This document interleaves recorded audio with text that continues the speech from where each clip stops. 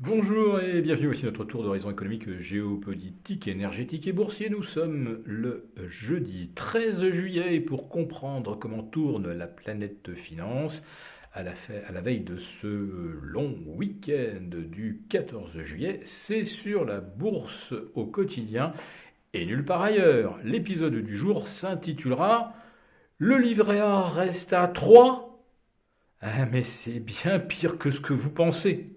Alors oui, vous pensez évidemment que le mécanisme qui s'applique pour calculer quelle rémunération doit offrir le livret A, ces mécanismes, une espèce de péréquation entre le taux d'inflation, le taux servi par la Banque de France, et je ne rentre pas dans les détails, bref, on aurait dû avoir du 4,10% en appliquant purement et simplement la formule mathématique. Évidemment, on aurait arrondi à 4. Bon, déjà, lors de la date de révision précédente, la Banque de France avait refusé de bouger, des fois que les taux cesseraient de monter. Bon, ben ils ont continué. Et la BCE, d'ailleurs, va poursuivre son cycle. On va aller probablement au-delà de 4%.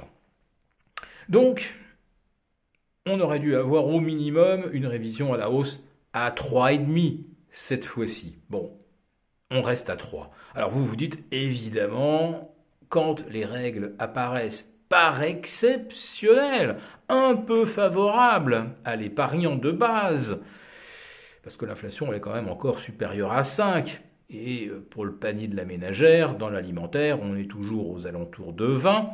Et en ce qui concerne les loyers, je me suis laissé dire qu'on était pas loin de plus 7%. Et en ce qui concerne les impôts fonciers, bon, encore faut-il être propriétaire, certes, mais on est plutôt sur une moyenne nationale autour de 12, quand le taux normal, mécanique, est de plus 7. Donc, se voir servir 4% de rendement avec une inflation à 5 et des loyers à 7, avouez quand même que ce n'était pas un cadeau génial pour l'épargnant.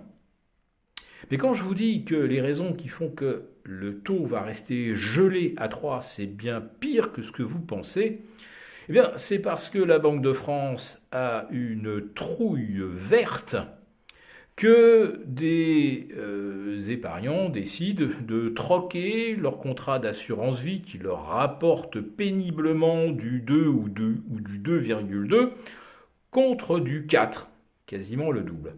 Car qu'est-ce qui se passe si l'épargnant rationnel se dit que l'assurance vie ça ne paye pas et qu'on serait mieux avec du quasi monétaire et du livret A, eh bien il va demander de liquider ses parts investies majoritairement dans l'obligataire.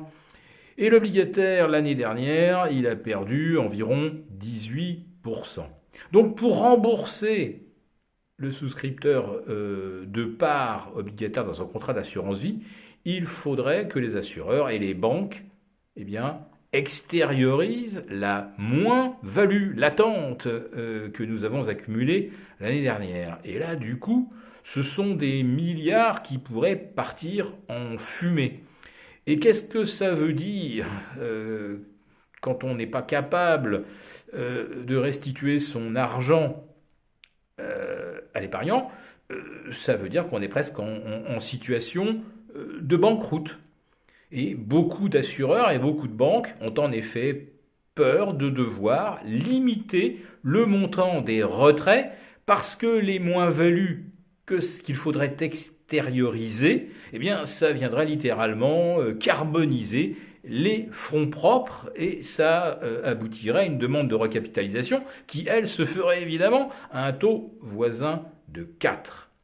Et puis bon, l'autre explication qu'on nous donne, enfin qu'on nous sert, c'est que l'argent déposé sur le livret A permet de financer le logement social et blablabla. Et la Caisse des dépôts et consignations est très vigilante, bien consciente de sa mission sociale majeure.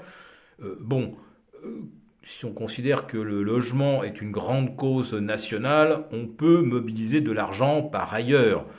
Tenez par exemple 800 millions d'euros offerts à des cabinets conseils dont on peine à évaluer comment cela rend service à la France.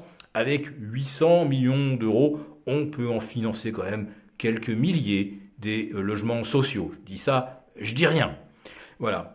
Mais c'est effectivement une excuse qu'on peut entendre, c'est que à 4% de rémunération sur le livret A, financer le logement social est beaucoup plus compliqué.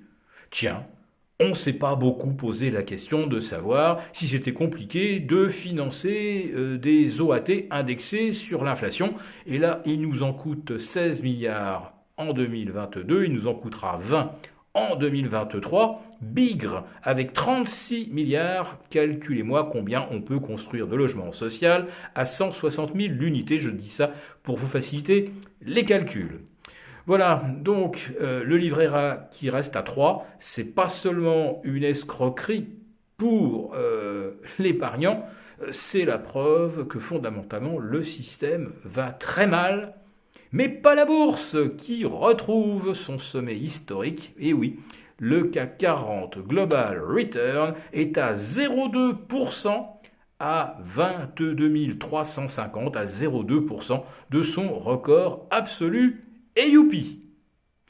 Très bon week-end du 14 juillet à tous, on se retrouve lundi.